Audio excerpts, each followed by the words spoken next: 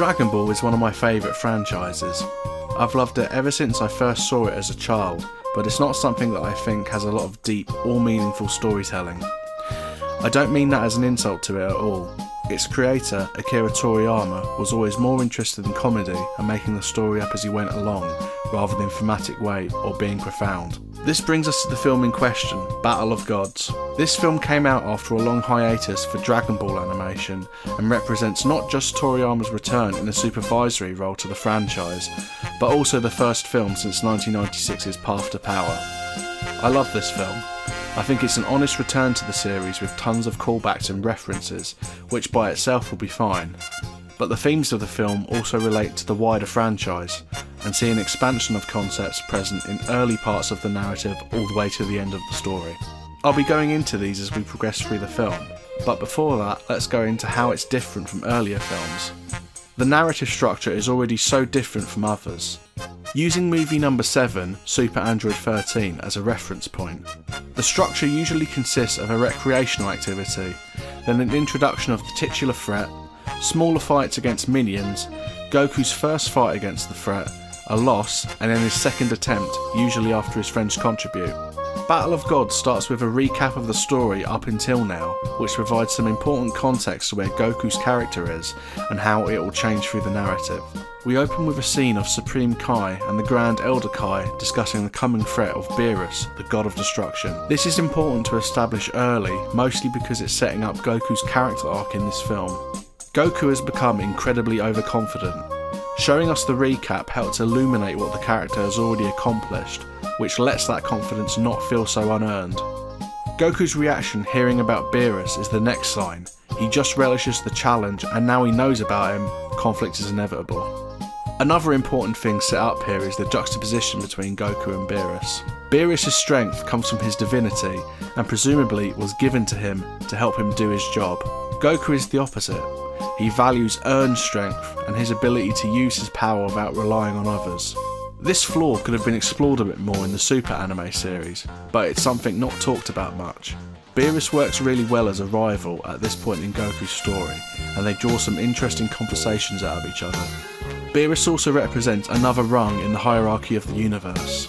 This was something done a lot in the original story, from Korin to Kami to King Kai. Using this system makes Beerus feel less forced as a concept, and his comment about other universes as well as the existence of Whis is a great tease of a wider story. Beerus and Whis discuss the state of the universe since he went to sleep, and Frieza is mentioned as having been defeated by Goku.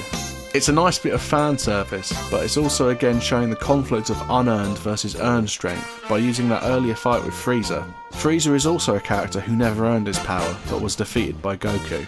I think if Resurrection F wanted to be a real sequel to this film, this could have been something to explore.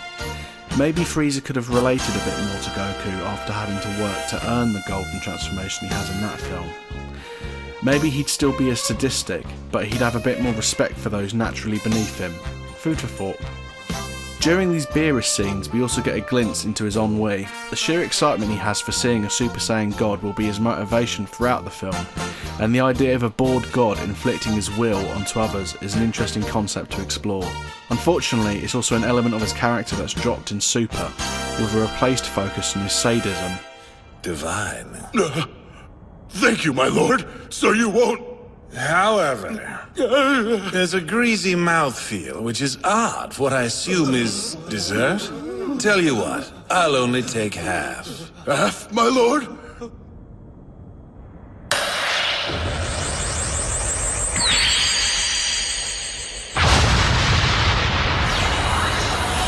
A bit harsh for food you called tasty, wouldn't you say, my lord? All that grease is unhealthy. Makes you sluggish all day. I've done this galaxy a favor.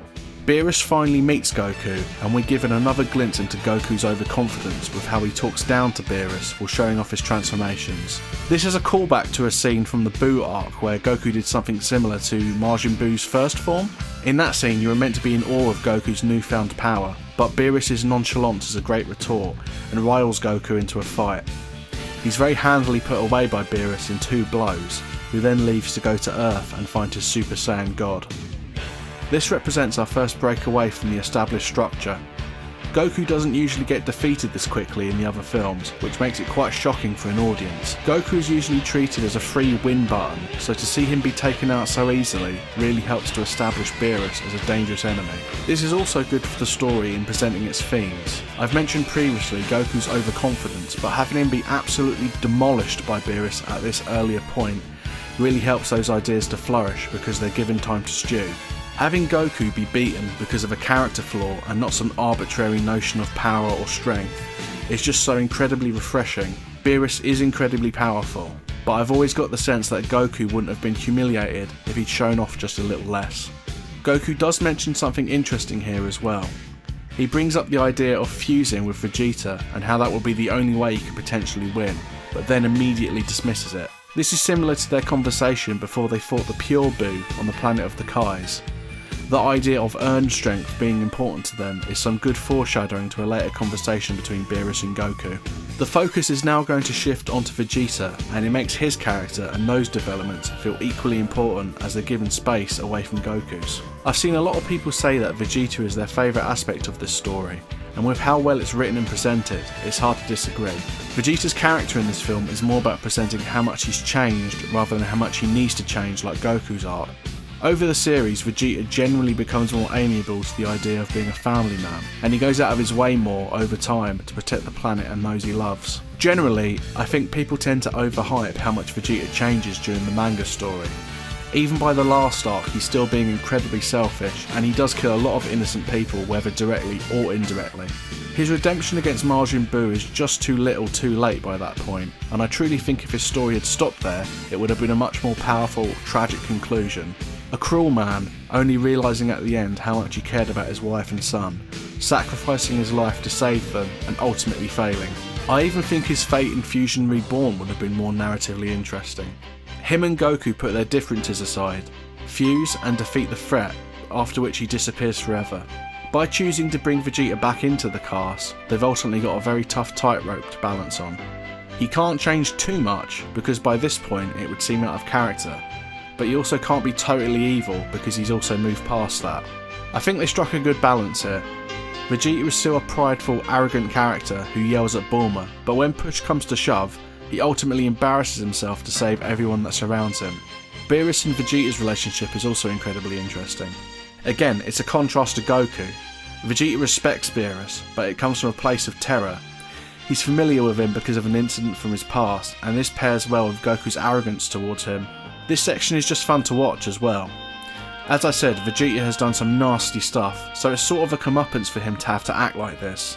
You just couldn't create this sort of tension with another of the more stoic characters like Tien or Piccolo. Just a quick comment on the inclusion of what's probably the most disliked element of the story, the Pilaf gang. While they're harmless, they're just sort of here to reference the beginnings of Dragon Ball, and since comedy is subjective, if you enjoyed them, then I'm glad you did. Personally, I think they take up a bit too much screen time that could have otherwise been dedicated to some more character work. Since I'm talking about character work, let's discuss how the rest of the cast is used. While I think Goku and Vegeta's roles in the story work well, I can't say that for the other characters. They're mostly fodder and stand around during the combat scenes providing the usual peanut gallery lines about powers and techniques being used. It's incredibly disappointing. I think where this falls the flattest is with Gohan, Videl and Mr. Satan. If, like I said previously, you were to remove the Pilaf gang, we could have had some scenes about Gohan and Videl discussing their pregnancy after the fight. Like, how does Videl feel about that? She was presented as a fighter first in the manga, so this is a huge change for her. How does Gohan feel about becoming a family man? I realise that this is a series about punching, so maybe I'm looking in the wrong place for that, but I do feel that Mr. Satan could have had an interesting role here. His toadying up to Majin Buu during that arc could have been a perfect callback in these moments with Beerus. He could have shown Vegeta those sorts of skills he used in that time he spent with Buu. After a quick montage of Beerus and Whis enjoying themselves at the party, we get a quick scene of Goku training back on King Kai's planet. It's sort of a nothing scene where he talks about how he isn't strong enough to fight Beerus yet, but I think this could have been another great moment to explore character. A theme carried over from the original Dragon Ball to here is the idea of there always being an opponent stronger than you. During the second arc in the manga, Goku and Krillin train under Master Roshi to compete in the Strongest Under the Heavens martial art tournament. They exceed in their training more than Roshi ever thought they would, so he enters under the pseudonym of Jackie Chun. He does this to fight and defeat them in the tournament to temper their egos and show them that their training is about self-improvement and not about being the best, because that goal will cause them to become arrogant and lazy. This could have wrapped around into Goku's characterisation. He's not lazy at all, but he's become complacent to the idea that he's reached the top of the totem pole. That idea is baked into the soul of Dragon Ball, and bringing it in here could have done wonders for the story. There's a short fight between Beerus and the wider cast before what's probably the most famous moment in this film. After slapping Bulma, Vegeta becomes so enraged with Beerus that he manages to stand up to him for a short while. Like his moments earlier where he made a fool of himself, this is a great character beat that shows Vegeta's development. I think the earlier moments work a lot better for me, but I can't deny it is satisfying to watch Vegeta actually defend Bulma here, and even though it's over pretty quickly, we do get to see Beerus take some noticeable hits. I've talked a little about Beerus previously, but let's just take a moment to discuss why I really like Beerus in this film. A lot of Dragon Ball villains tend to either care about proving themselves in conflict with the main characters, or they want the Dragon Balls or some kind of other selfish goal. Beerus is different, however. He fits the role less of a villain and more of an antagonist. His goals aren't based in some sort of cruelty or pettiness. The God of Destruction is a job, and it's a necessary one. As he said a few times, before creation there must come destruction. Making him more nebulous like this was a smart move, because it makes his behaviour more endearing and helps us to warm up to him. He has a larger emotional range than someone like Cell, because he can be silly. He starts this fight over not getting to eat pudding, which is just such a fun concept. Beerus can be incredibly goofy, but when he gets serious it doesn't feel like tonal whiplash. It's an incredibly hard line to walk, and Beerus does it really well in this film. If I'm being honest, I think Beerus is a character of diminishing returns. The more he involves himself in the later series and films, he's mostly lost the more reasonable elements of his personality, such as his boredom and pursuit of things to excite him, and he just feels like a hollow shell of himself. Goku arrives and summons Shenron in order to learn more about the Super Saiyan God. I think this is the addition to the story I like the least.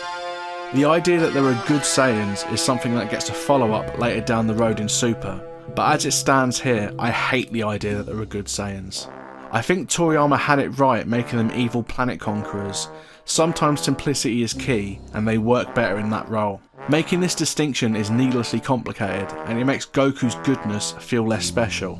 Like now he's not a victim of circumstance because of the nurturing of Gohan.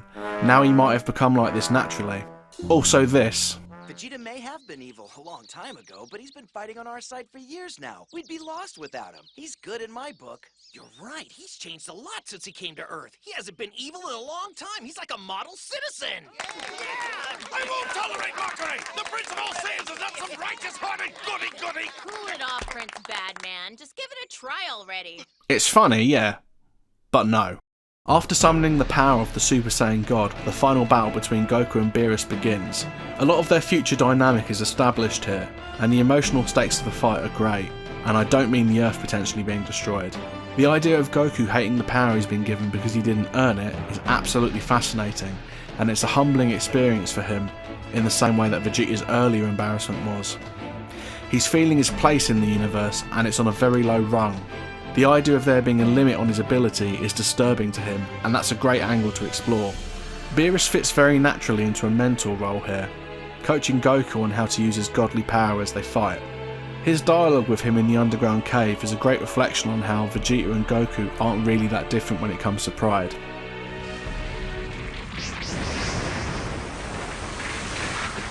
You're wrong about Saiyans.